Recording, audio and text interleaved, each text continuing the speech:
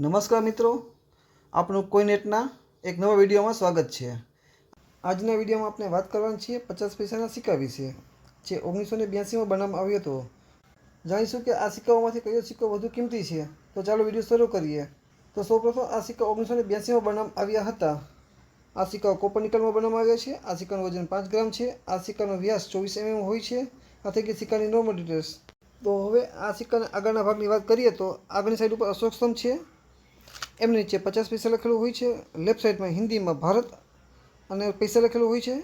Right સાઈડમાં ઇંગ્લિશમાં India અને પૈસા લખેલું છે। સિક્કાની પાછળના ભાગની રહેલ ડિટેલ વિશે વાત કરીએ તો પાછળના ભાગમાં ભારતનો નકશો હોય છે।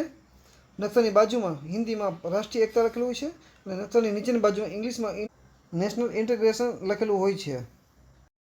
આ સિક્કાઓ ભારતની 4 અલગ અલગ મિન્ટમાં બનાવવામાં આવ્યા હતા, જેમ કે બોમ્બે, હૈદરાબાદ, કોલકાતા અને નોઈડા।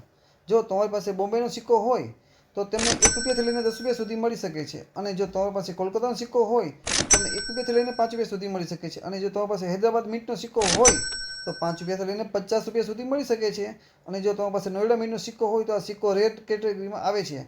તો આ સિક્કાની કિંમત તમને સૌથી વધારે મળે છે। આ સિક્કાની કિંમત તમને 3000થી લઈને ₹15000 સુધી મળી શકે છે।